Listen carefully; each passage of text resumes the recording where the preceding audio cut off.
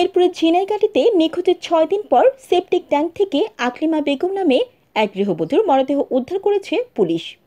বৃহস্পতিবার দুপুরে উপজেলার মালিচিকান্দা ইউনিয়নের ডাইনেরপাট গ্রাম থেকে মরদেহটি উদ্ধার করা হয়।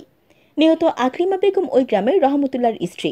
এই ঘটনায় স্বামী রহমতুল্লাহকে আটক করেছে পুলিশ ও নিহত গৃহবধূর পারিবারিক সূত্রে জানা গেছে, 2010 সালে রহমতুল্লাহ ঝিনাইগাতি উপজেলার হাতিবান্ধা গ্রামের আব্দুল হাকিমের মেয়ে আকলিমাকে বিয়ে করেন। বিয়ের পর তাদের সংসারে 2 সন্তানের জন্ম হয়। পরে তাদের মধ্যে বিয়ে বিচ্ছেদের ঘটনা ঘটে। এরপর রহমতুল্লাহ দ্বিতীয় বিয়ে করে সংসার করছিলেন।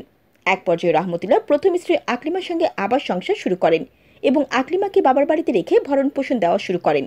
তবে মাঝে মধ্যে আকলিমাকে মারধর করতেন রহমতুল্লাহ। গত 19 এপ্রিল রাতে আকলিমাকে ফোন করে তার বাবার বাড়ি থেকে নিজ বাড়িতে নিয়ে আসেন রহমতুল্লাহ।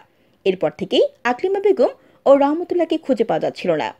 এই ঘটনায় গত 21 এপ্রিল আকলিমার ভাই আবুল হাশেম ঝিনাইগাতি থানায় অভিযোগ দায়ের করেন। এদিকে বৃহস্পতিবার রহমতুল্লাহর বাড়ির সেপটিক ট্যাঙ্কের ভেতর থেকে দুর্গন্ধ বের হতে দেখে এলাকাবাসী পুলিশকে খবর দেয়। খবর পেয়ে পুলিশ রহমতুল্লাহর বাড়ির সেপটিক ট্যাঙ্ক থেকে আকলিমার অর্ধগলিত মরদেহ উদ্ধার করে।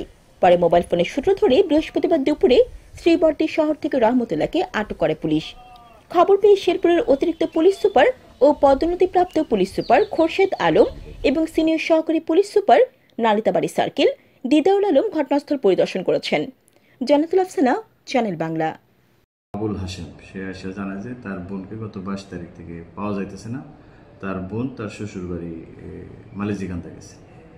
পরবর্তীতে আমি আমার বিট অফিসার, ওই বিটের যে অফিসার জাহিদুল ইসলাম এসআই, তাকে সাথে সাথে ওখানে পাঠায়। সে আশেপাশের সকল জায়গায় খোঁজাখুঁজি করে, কিন্তু তার কোনো সন্ধান পাওয়া যায় না। পরবর্তীতে 25 তারিখে সকালে সে আবার যায়, বাড়ির আশেপাশে খোঁজাখুঁজি পর্যায়ে বাথরুমের সেফটি ট্যাঙ্কি থেকে দুর্গন্ধ এবং মাছির বনবনের দিকে সেখানে যায় এবং সেফটি ট্যাঙ্কের মুখ খোলার পর দেখা যায় সেখানে আকলিমা বেগম, অর্থাৎ যে আসামি, এই মামলার যে আসামি রহমতুল্লাহ, তার স্ত্রীর লাশ ওখানে পায়। পরবর্তীতে আমরা সংবাদ পেয়েছি সে রহমতুল্লাহ শ্রীবর্দী থানায় আছে, শ্রীবর্দী থানার কাছে। পরে সেখান থেকে তাকে আমরা আটক করতে সক্ষম হই। এই বিষয়ে আমরা একটা হত্যা মামলা রুজু করেছি। আসামি তার ঘটনার সত্যতা স্বীকার করেছে, সে হত্যা করেছে মর্মে স্বীকারোক্তি প্রদান